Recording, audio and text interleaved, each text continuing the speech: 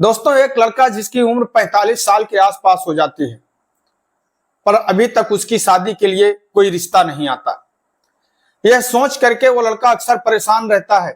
उसके मन में बस एक ही ख्याल रहता है कि अगर उसकी शादी नहीं हुई तो फिर उसकी जो जमीन जायदाद है उसकी परवरिश कौन करेगा, उसका वारिस कौन बनेगा और उसका जो बुढ़ापा है उस बुढ़ापे का सहारा कौन बनेगा। यह सोचकर वो लड़का अक्सर परेशान रहता है।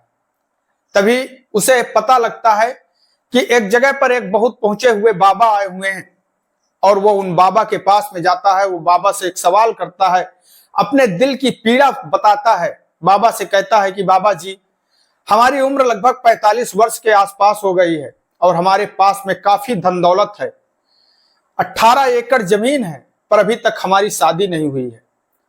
जैसे ही ये सवाल वो बाबा जी से करता है, उसके बाद में उस लड़के के साथ कुछ इस तरीके की घटना घटती है जिसे सोचकर, जिसे सुनकर आप लोगों की भी रूह कांप जाएगी। तो आदाब, नमस्कार, सत श्री अकाल, मैं सागर पटेल। आखिरकार उस लड़के के साथ में ऐसा क्या होता है, सब कुछ जानेंगे इस घटना में। पर उससे पहले आप लोगों से एक छोटा सा निवेदन है कि अगर अभी तक आप लोगों ने मेरे इस चैनल को सब्सक्राइब नहीं किया है तो मेरे इस चैनल को सब्सक्राइब कर बेल आइकन को जरूर दबाएं, जिससे कि मेरा हौसला बढ़ता रहे। दरअसल दोस्तों, आज की ये जो घटना है, ये घटना है मध्य प्रदेश के जबलपुर जिले के पड़वार खतौला गांव की, जहां पर एक लड़का रहा करता है जिसका नाम होता है इंद्र कुमार। इंद्र कुमार के अलावा उसके परिवार में उसके और दो बड़े भाई बहन होते हैं। इंद्र कुमार के जो माता पिता होते हैं उनका देहांत हो चुका होता है। इंद्र कुमार की दो बड़ी बहनें होती हैं, उनका भी देहांत हो चुका होता है। पर उसके जो भाई होते हैं वो भाई अपने परिवार के साथ में रहा करते हैं। इधर जो इंद्र कुमार होता है, इंद्र कुमार बचपन से ही पढ़ने में होशियार होता है और इसी वजह से वो टीचर का काम करने लगता है, बच्चों को पढ़ाने का काम करने लगता है। इंद्र कुमार के पास में काफी सारी जायदाद भी होती है, दौलत भी होती है, करीब 18 एकड़ जमीन होती है, पर उसके लिए अभी तक कोई शादी का रिश्ता नहीं आता। यह सुनकर, यह सोचकर इंद्र कुमार हर समय परेशान रहता है कि आखिरकार अगर उसकी शादी नहीं होती है तो फिर जो उसके हिस्से की जमीन है, उस जमीन का परवरिश, उस जमीन का वारिस कौन बनेगा, उसका जो नाम है उसको आगे कौन बढ़ाएगा। यह सोचकर इंद्र कुमार परेशान रहता है। तभी एक दिन इंद्र कुमार को यह पता लगता है कि जबलपुर के ही एक रिमझिमा गांव पड़ता है, वहां पर अनुरुद्धाचार्य जो बाबा जी होते हैं उनकी कथा होती है। इंद्र कुमार अब उस कथा में पहुंचता है और पहुंच करके बाबा जी से कहता है कि बाबा जी, हमारी उम्र 45 साल के आसपास हो चुकी है और हमारे पास में 18 एकड़ जमीन है। हम टीचर भी हैं, पर अभी तक मेरे लिए कोई रिश्ता नहीं आया, अभी तक मेरी शादी नहीं हुई। जैसे ही अनुरुद्धाचार्य महाराज इस बात को सुनते हैं वो भी आश्चर्यचकित होते हैं। वो उस व्यक्ति से कहते हैं कि आखिरकार जो लड़की वाले हैं, क्या उन्हें आपकी धन दौलत, आपका पैसा, आपकी जमीन दिखाई नहीं देती है? बस इतनी ही बात होती है। पर जैसे ही इतनी बात होती है, बात खत्म होती है, उसके बाद में यह बात सोशल मीडिया पर बड़ी ही तेजी के साथ में, यह रील बड़ी ही तेजी के साथ सोशल मीडिया पर वायरल होने लगती है। अब जहां जहां पर यह रील जाती है, सारे लोग इस रील को देखते हैं। तभी एक गोरखपुर की रहने वाली महिला अपने पति के साथ बिस्तर पर लेटी हुई अपने मोबाइल पर रील देख रही होती है। जैसे ही वो रील देख रही होती है, उसी समय वो रील उसकी आंखों के सामने आती है, जिसमें इंद्र कुमार अनुरुद्धाचार्य महाराज से कह रहे होते हैं कि बाबा जी, मेरी उम्र 45 साल हो चुकी है, मेरे पास में 45 एकड़ जमीन है, पर अभी तक मेरी शादी नहीं हुई है। जैसे ही वो महिला उस रील को देखती है, बार बार उस रील को देखती है, उसके मन में कुछ विचार चलने लगता है। बगल में उसका पति लेटा होता है। पति उससे कहता है कि आखिरकार क्या है, आप इसे बार बार क्यों देख रही हो? तब वो महिला कहती है कि मेरे मन में एक ख्याल चल रहा है, मेरे मन में एक विचार चल रहा है, अगर आप मेरा साथ दें तो हम लोग बहुत जल्द बहुत पैसे वाले बन सकते हैं, धनवान बन सकते हैं। उसका जो पति होता है वो कहता है कि क्या है? वो कहती है कि आपको एक काम करना पड़ेगा, आप इस व्यक्ति के पास में मेरी शादी का रिश्ता लेकर के जाइए। आपको बस इस व्यक्ति से इतना कहना है कि मेरी बहन है, शादी करने योग्य है, और मैं अपनी बहन की शादी आपके साथ में करना चाहता हूं। यह बात अब उसके पति को भी समझ में आ जाती है और उसके बाद में उसका जो पति होता है वो गोरखपुर से करीब 600 किलोमीटर दूर इंद्र कुमार के पास मध्य प्रदेश पहुंच जाता है और मध्य प्रदेश इंद्र कुमार के पास जाकर के वो इंद्र कुमार से कहता है कि मैं अपनी बहन के लिए तुम्हारे लिए रिश्ता लेकर के आया हूं। जैसे ही इंद्र कुमार इस बात को सुनते हैं तो सुन करके वो प्रसन्न हो जाते हैं, खुशी का उनके ठिकाना नहीं रहता और वो उस व्यक्ति को खुश रखने के लिए एक होटल जाते हैं। होटल में उस व्यक्ति को अच्छे से नाश्ता पानी करवाते हैं, स्वागत सत्कार करते हैं और स्वागत सत्कार करने के बाद में फिर पूछते हैं कि आखिरकार जो आपकी बहन है वो देखने में कैसी लगती है। तो जो व्यक्ति होता है वो अपनी पत्नी का फोटो निकालता है और अपनी पत्नी का फोटो इंद्र कुमार को दिखाता है। इंद्र कुमार जैसे ही उस महिला की फोटो देखते हैं, देखने में वो महिला काफी सुंदर होती है। देख करके वो लड़की उन्हें पसंद आ जाती है और फिर उसके बाद में वो कहते हैं कि ठीक है, हम आपकी बहन के साथ शादी करने के लिए तैयार हैं, पर हम आपकी बहन से बात करना चाहते हैं कि आखिरकार क्या वो भी इस रिश्ते से तैयार हैं या नहीं तैयार है। व्यक्ति कहता है कि चलिए ठीक है, कोई बात नहीं है, हमें इससे कोई परेशानी नहीं है आप। और उसके बाद में वो अपनी पत्नी फिर या अपनी बहन, अपनी उस बहन का जो अपनी पत्नी जिसको अपनी बहन बताता है उस लड़की का नंबर देता है और नंबर देता है। उसके बाद में वो वहां से चला जाता है। अब इंद्र कुमार उस व्यक्ति को विदा करने के बाद में उस लड़की के पास में फोन करते हैं, उससे बातचीत करते हैं। वो लड़की कहती है कि ठीक है, हम आपके साथ में शादी करना चाहते हैं, हमें कोई दिक्कत नहीं है, हमें खुशी है, बस हमारी एक शर्त है कि आपको यहां पर अकेले आना होगा और आपको कुछ हमारी बातें माननी पड़ेगी। इंद्र कुमार कहते हैं कि ठीक है, अगर आपकी जो भी शर्तें हैं हम उन शर्तों को मानने के लिए तैयार हैं। 2 जून 2025 को इंद्र कुमार अपने घर मध्य प्रदेश से निकलते हैं और निकलते वक्त वो अपने भाई से कहते हैं, जिनका नाम अजय होता है, उनसे कहते हैं कि भैया मेरे लिए एक लड़की मिल गई है और मैं उससे शादी करने के लिए जा रहा हूं, पर लड़की वाले थोड़ा सा गरीब है, उनके पास में कुछ देने के लिए है नहीं, इसलिए उनका कहना है कि आपको अकेले आना होगा और हम लोग यहीं पर शादी कर लेंगे।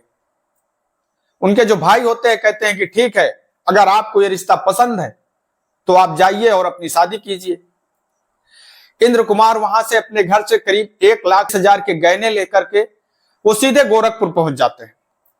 उन्हें सही से एड्रेस भी नहीं पता होता कि आखिरकार उन्हें जाना किस जगह है और फिर वो उस लड़की से बात करते हैं, मोबाइल के द्वारा उन्हें रास्ता बताया जाता है। फिर वो उस जगह पर पहुंचते हैं जहां पर वो लड़की, वो महिला, उसका वो भाई जो पति होता है, वो लोग मिलते हैं। मिलने के बाद में वो लड़की कहती है कि हमारी एक शर्त है कि हम आपसे शादी करने के लिए तो तैयार हैं, पर शादी के बाद अगर आपको आखिरकार कुछ हो जाता है तो फिर हम किसके सहारे अपना जीवन काटेंगे।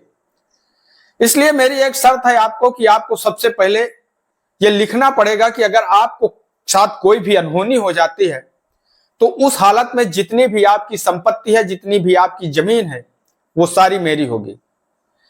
इंद्र कुमार कहते हैं कि इसमें मुझे कोई इतराज नहीं है और उसके बाद में एक हलफनामा तैयार किया जाता है और उसके बाद में वो सारी जो वो लड़की कहती है सारी चीजें इंद्र कुमार लिख देते हैं और लिखने के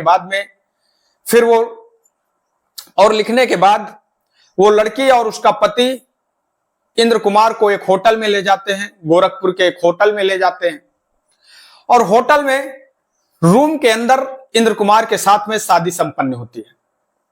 लड़की को अच्छी तरह से पहनाया ओढ़ाया जाता है, सज धज करके उस लड़की के साथ में फिर इंद्र कुमार की शादी होती है। इंद्र कुमार बेहद खुश होते हैं कि इनकी जो समस्या थी वो सारी समस्याएं सॉल्व हो चुकी हैं, पर उन्हें यह नहीं पता होता है कि आखिरकार वो किस दलदल में फंसने जा रहे हैं। अब शाम का समय होता है, शाम के समय सुहाग रात का समय आता है, पर उससे पहले सारे लोग खाना खाते हैं।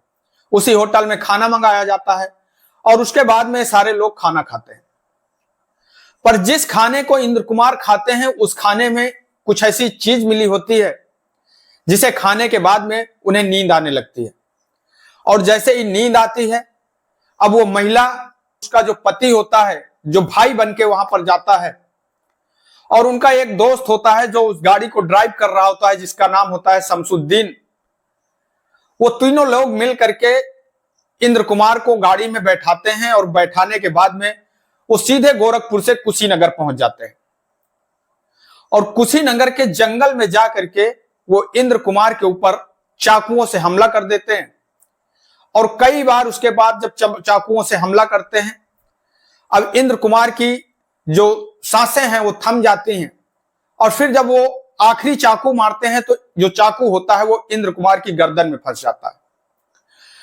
वो लोग सोचते हैं कि इंद्र कुमार को हम इस तरीके से अपने रास्ते से हटा देंगे जिससे कि सारी जायदाद और दौलत भी हमारी हो जाएगी और फिर हम पति पत्नी आपस में बड़े ही प्रेम के साथ में अपना जीवन यापन करेंगे।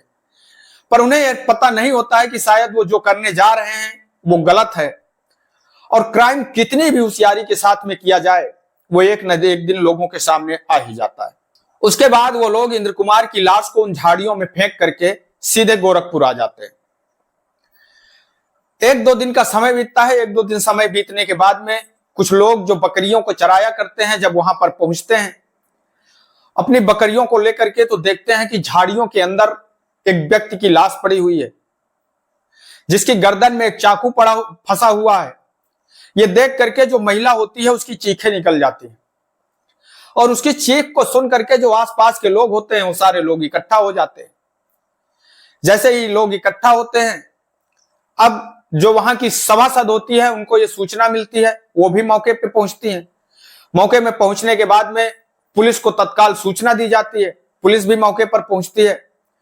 फॉरेंसिक टीम, क्राइम ब्रांच, सारे लोग मौके पर पहुंचते हैं और उसके बाद में आखिरकार पुलिस से छानबीन करती है कि ये मरने वाला व्यक्ति कौन है। पर पुलिस के हाथ में कुछ ऐसी जानकारी ही नहीं मिलती है कि आखिरकार ये मरने वाला व्यक्ति है कौन और इसको मारा किसने है और क्यों मारा है। करीब 20 दिन का समय बीत जाता है। 20 दिन तक पुलिस परेशान रहती है पर पुलिस के हाथ में कुछ भी हाथ नहीं लगता है। 20 दिन के बाद पुलिस का एक पोर्टल होता है, सेंट्रल पोर्टल। उस पोर्टल पर जब पुलिस छानबीन करती है तो पुलिस को यह पता लगता है कि एक व्यक्ति, अजय कुमार नाम का एक व्यक्ति, जिसने करीब कुछ दिन पहले जिसने अपने भाई की गुमशुदगी की रिपोर्ट दर्ज करवाई है। अब यह जान करके पुलिस उसके भाई के पास मध्य प्रदेश पहुंचती है, अजय से बातचीत करती है। तब अजय पुलिस को बताता है कि साहब, मेरा भाई घर से ये कह करके 2 जून को ये कह के निकला था कि वो एक लड़की से शादी करने के लिए जा रहा है। उसके बाद में न मेरी उससे कभी बात हुई है और न ही उसके बारे में कोई सूचना है, न वो अभी तक वो वापस आया है। पुलिस जब उस व्यक्ति की लाश की फोटो अजय कुमार को दिखाती है तो अजय कुमार कहते हैं कि साहब यही मेरा भाई है। पुलिस इंद्रजीत कुमार के मोबाइल की लोकेशन ट्रेस करती है, उसका सीडीआर निकलवाया जाता है और सीडीआर निकलवाने के बाद में पुलिस देखती है कि आखिरकार अजय कुमार किसके टच में था, कहां कहां पर गया।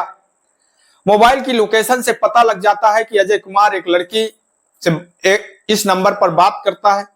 जब पुलिस उस नंबर पर ट्राई करती है तो पुलिस के सामने 3 लोग निकल के आते हैं। उसमें से एक नाम होता है खुशी तिवारी, दूसरा नाम होता है कौशल गौड़ और तीसरा नाम होता है शमसुद्दीन। दरअसल दोस्तों, जो खुशी तिवारी होती है, खुशी तिवारी नहीं बल्कि इसका असली नाम होता है सहिबा बानू। पर यह कुछ दिन पहले अपने प्रेमी कौशल गौड़ के साथ में शादी कर लेती है और शादी करने के बाद यह गोरखपुर में आकर के दोनों प्रेमी और प्रेमिका, पति और पत्नी रहने लगते हैं। और उसके बाद में जो साहिबा बानो होती है वो कौशल गौड़ से शादी करने के बाद अपना नाम बदल करके खुशी तिवारी रख लेती है। अब सारी सच्चाई पुलिस के सामने आ चुकी होती है। पुलिस उन तीनों को गिरफ्तार करती है और गिरफ्तार करने के बाद में उन्हें जेल भेज देती है। तो दोस्तों, इस कहानी से हम लोगों को एक सबक मिलती है, एक सीख मिलती है कि आखिरकार बिना जान पहचान के, बिना किसी के परिचय के, बिना किसी को जाने हुए किसी की बातों पर भरोसा करना, किसी पर यकीन करना हमारे लिए जानलेवा हो सकता है, हमारे लिए घातक हो सकता है। तो दोस्तों, इस घटनाक्रम को सुनाने का उद्देश्य किसी को ठेस पहुंचाना नहीं है, किसी को दुख पहुंचाना नहीं है, बल्कि आप लोगों को सजग करना है, सतर्क करना है। मैं आपका दोस्त सागर पटेल इन्हीं शब्दों के साथ में आपसे विदा लेते हैं। कल फिर मिलेंगे किसी एक नई कहानी के साथ में, किसी एक नई घटना के साथ में। तब तक के लिए नमस्कार, जय हिंद, जय भारत।